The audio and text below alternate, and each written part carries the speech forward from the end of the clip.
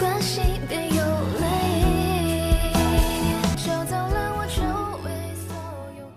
नामुराद आशिक जिहाओ फिर से शियान से मिलने आ गया। ये इससे कहने लगता है कि शियान और मैं बचपन के फ्रेंड्स हैं। मैं काफ़ी टाइम से उसे पसंद करता आया हूँ, पर अफसोस उसने हर बार मुझे रिजेक्ट कर दिया। उसका दिल जीतने के लिए मुझे और ज़्यादा मेहनत करना होगी। ये बात सुन शियान बोलती है कि पहले तो तुमने कहा था कि वो लड़की तुम्हारी फियांसे है, अब तुम कुछ और बोल रहे हो। क्या तुम फ्रॉडिया हो? जिहाओ जवाब देता है कि ये सिर्फ मेरी ख्वाहिश है कि वो मेरी दुल्हन बने। पता नहीं कब मेरी ये ख्वाहिश पूरी होगी। ये सीन यहीं पे एंड हुआ।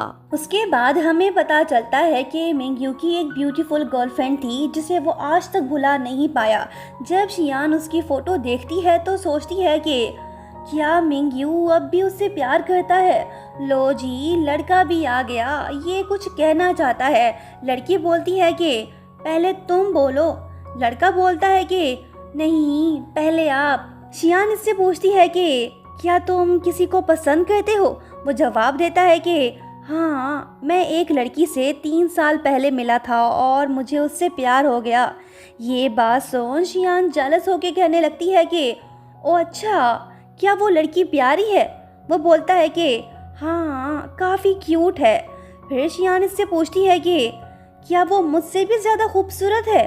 इससे पहले कि मिंगयू कोई जवाब देता, शियान इससे बोलती है कि बस बस भूल जाओ, मुझे तुम्हारा जवाब नहीं सुनना।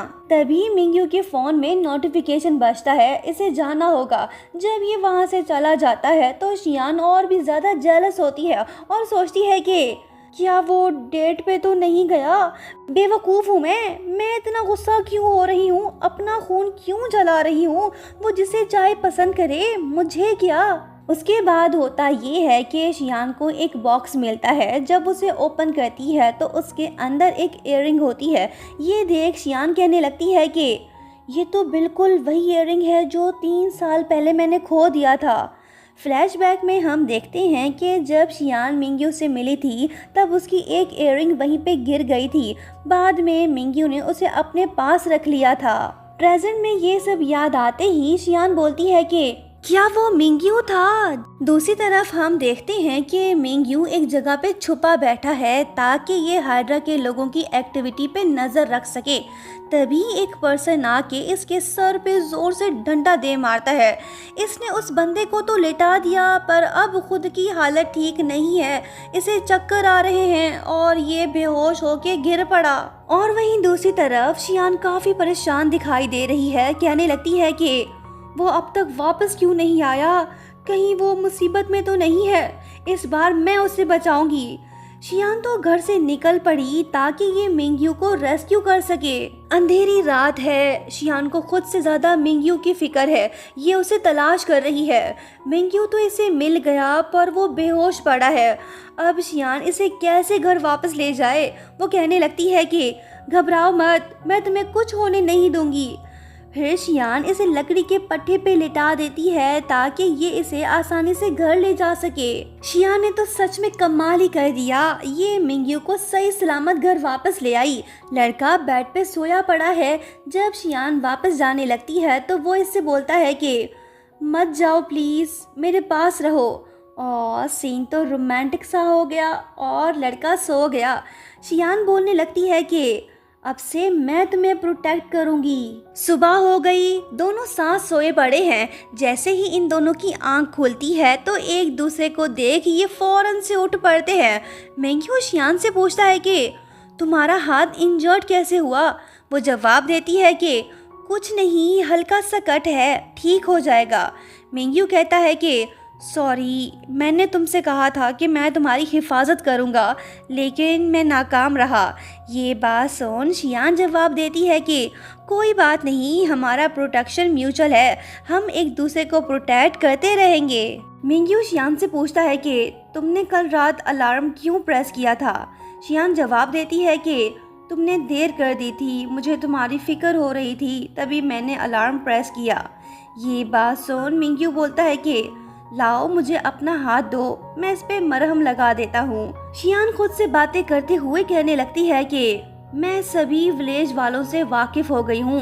एक्विजिशन प्लान शुरू करने का वक्त आ गया है। मैं जिस लिए यहाँ पे आई थी मुझे वो हासिल करना होगा। उसके बाद होता ये है कि शियान सभी विलेजर्स को टी पार्टी में इनवाइट करती है ताकि ये उनसे ज़रूरी इन्फॉर्मेशन ले सके। भोले भाले विलेजर्स इसे सब कुछ बताने लगते हैं। किसी को शक भी नहीं होता कि ये लड़की इनकी ज़मीनें खरीदना चाहती है। दूसरी तरफ मिंगयू हाइड्रा के 2 लोगों को निपटा देता है, जिसके बाद इसे पता चलता है कि शियान तो जिहाओ के साथ है और वहीं दूसरी तरफ जियाओ और शियान को हम साथ में देखते हैं। दोनों बातें कर ही रहे होते हैं कि तभी मिंगयू वहीं पे आ जाता है और कहने लगता है कि मेरी फियांसे को तंग करना बंद करो, अदरवाइज मैं एक्शन लूँगा। जिहाओ इससे बोलता है कि मैं यहाँ पे वर्क करने आया था, तुम्हें कोई प्रॉब्लम है क्या? अगर मैं चाहूँ तो अभी के अभी ये बीच खरीद सकता हूँ। हे यू, तुम इधर आओ, इस जगह की कीमत बताओ। एम्प्लॉय जवाब देता है कि सर मुझे अपने बॉस से पूछना होगा। वो बोलता है कि हाँ जाके पूछ के आ। एम्प्लॉय मिंगयू से बोलता है कि बॉस आपका क्या ख्याल है? जिहाओ की तो लाइफ बेइज्जती हो गई, ये हुआ शर्मिंदा। इस जगह का ऑनर तो मिंगयू निकला। ये बात जान के शियान तो हैरान हो गई। मिंगयू जिहाओ से बोलता है कि तुम्हें आइंदा से यहाँ पे वेलकम नहीं किया जाएगा, इज्जत प्यारी है तो वापस लौट जाओ। मिंगयू शियान को वहाँ से ले जाता है। अभी तो इन दोनों के बीच कोई दरार नहीं। क्या होगा जब मिंगयू को पता चलेगा कि शियान गुयान विलेज में इसलिए आई है ताकि वो इसका टी गार्डन खरीद सके? ये सब जान के भी क्या मिंगयू उसे माफ कर देगा? 那些美好的现实你都感觉 一切到此为止吧。 ये तो हमें आगे ही पता चल पाएगा। नेक्स्ट पार्ट देखना मत भूलना। Thank you so much for watching. Bye bye.